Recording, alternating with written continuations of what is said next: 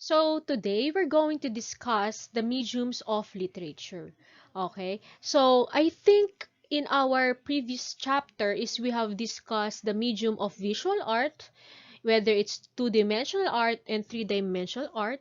And also in our previous chapter or videos is we have discussed the mediums of music. Today, we're going to discuss mediums of literature. Onti lang i-discuss ko dito because you have taken up or merong iba kasing subject that discusses literature. Literature. Pag sinabi nating literature, ang medium nila is language. Okay? Whether it's English, Filipino, Japanese, Chinese, Korean, basta language ang ginagamit, literature ito. Literature ito. The writer uses words with which to build his or her composition in the same manner that a builder uses stones, brick, or wood to construct an edifice. Each word has its particular sound and meaning. Okay, marami tayong uri ng literature, nakapaskil dito sa ating right side, Harry Potter, series, War and Peace by Leo Tolstoy, bakit baliktad magbasa ng libro ang mga Pilipino, and so on and so forth. Pag sinabi nating literature, meron tayong tinatawag na genres of literature. Pag sinabi nating genre is ito yung kung saan pinagsasama-sama ang mga literature that has same characteristic sa pagsulat nito. Okay? So halimbawa, may isang uri ng literatura na may ganitong characteristic, ihahanay siya sa isang genre na ito. Kasi ang genre ito ay or yung mga literatures na nasa under ng genre ito ay may ganitong characteristic. So accordingly, meron tayong tatlong genres of literature. Poetry, that na sumusunod sa characteristic na merong stanzas, sukat, okay, and structure. Prose is more likely wala siyang bilang, okay, at nakasulat ito sa sentence form unlike stanzas, and of course, drama. Okay? Sa drama is more likely ina-act out ito, okay, unlike sa prose and poetry na binabasa. Pag sinabi nating poetry, gaya nga nasabi ko kanina, written in lines and stanzas instead of sentences and paragraphs. Some follow strict rules, some are free-flowing, or may mga ibang poetry na may bilang, may iba wala. It uses figurative language or figuratives of speech. Meron tong emphasis on imagination, okay? At minsan mas malalim pa ang words sa ginagamit kasi limited lang ang kanilang um, way to actually express it, kaya mas malalim ang ginagamit nila. Okay? Or mas makulay yung expression nila kasi limited lang ang space para i-express nila ang sarili nila. Isang example ng poetry ay ang epic poetry. Or actually singing nga is actually poetry. Kinakanta lang. Pero poetry pa rin ito because it is written in stanzas and minsan may sukat ito, minsan wala. Prose is another form or genre of literature. It is a form of writing that are not in verse form. Obviously, nakasulat ito sa sentence and paragraph manner.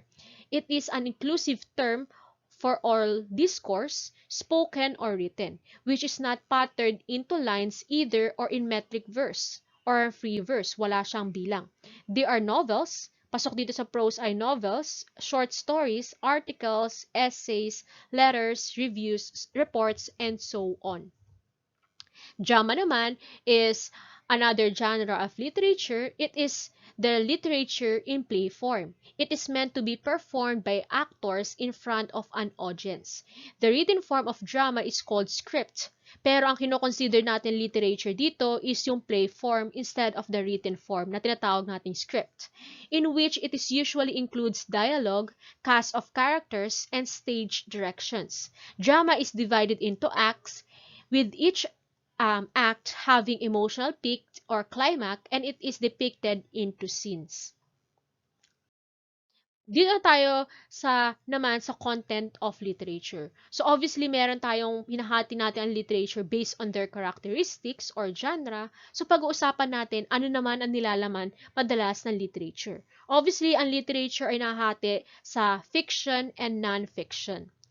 Fiction, any work written in prose or poetry that is not real or katang-isip lamang, has more structure than poetry, okay, follows the form of sentences and paragraph, follows proper pronunciation and grammar, and is usually broken up into chapters. Okay, example po ng fiction is legend, folk tales, stories, and novels. Okay, pag sabi naman natin non-fiction, it comes from real-life experience, based on real-world experience such as journals, diaries, biographies, and essay. It also follows the same structure of fiction, tulad ng sentences and paragraph, pero ang pinag-uusapan natin, real-world experience. We have to take note na hindi ibig sabihin fiction ay katang-isip lamang at non-fiction ay totoo. Okay, we have to take note that fiction sometimes are more real than non-fiction. Paano nangyayari yon? Kasi ang fiction, although katang-isip ang mga characters, pero ang meaning nito or theme nito ay real thing. Okay? So, example ulit ng fiction is, binigay ko na itong example before. Okay, ang Train to Busan. Obviously, Train to Busan is a fictional story, pero actually, ang meaning niya is a real event. Okay? Sinabi ko before na ang ibig sabihin ng Train to Busan is about the corruption of the president in South Korea. Tapos ang mga zombie is yung mga nagrarally. Okay? It is fiction kung paano kinuwento, or fiction actually yung kwento ng Train to Busan, pero yung tema niya o yung actually real meaning ng fiction story of Train to Busan is a real thing. Non-fiction naman, sabi ko sa inyo, real life experience siya, pero maaari tong hindi maging real life kasi ang non-fiction magiging mabenta, halimbawa, ang libro about the great life of Marcos if maganda nga ang pagkakakwento sa Marcos at ibibida siya. Bibili ka ba ng libro ng Great Life of Marcos pero kontrabida si Marcos? Obviously, no. Kung anong binibenta nilang product, okay, kahit in the real world ay si Marcos ay masama, pero kung ang libro ay titled Great Life of Marcos, papakilala na bida si Marcos in every other way. Okay? Ang nangyari kasi sa non-fiction ay is na nabebend ang real thing kasi gusto nilang mabenta by the market. Parang ganito, parang magbebenta ka ba ng mga whitenings kung sasabihin mo ang dark side of your whitening cream. Syempre, ang ilalagay mo lang dito is the real side effect. Ganun ang nangyayari sa non-fiction. So, not wholly real ang non-fiction, pero ang characters ng non-fiction kasi is a real-life characters. So, actually, the non-fiction and non-fiction is nag-interlap when it comes to the realness of their contents. Meron din tayong tinatawag na types of literature. So, familiar na tayo doon sa genres of literature, sa structure nila. Meron na tayong types of contents of literature, sa contents of literature. Ngayon, dito na tayo sa types. Pag sinabi nating types, depende ito kung anong uri ng literature ang ating pinag-uusapan. Meron tayong narrative literature. Ito ang any literature na nagkukwento or nagnanarrates ng story. Okay, obviously, pasok dito ang fiction and non-fiction literature. Meron din naman tayong types of literature na non-narrative. Obviously, ito ang literature na hindi nagkukwento. Madalas nakikita to sa encyclopedia, dictionary, journals, academic books. So, ang non-narrative, madalas nakikita natin to sa school, ang ating mga textbooks. Okay, non-narrative yon, pero literatura yon. So, pag may nagtanong, literature ba ang mga dictionaries? Yes. Okay, they are non-narrative. Di nga lang sila nagkukwento, pero literatura sila. Madalas kasi ang concept ng mga tao sa literature is nagkukwento. But the thing is, no. Literature is meron siyang dalawang types, narrative and non-narrative. So, meron din tayong tinatawag na forms of literature or paano ine-express ang literature.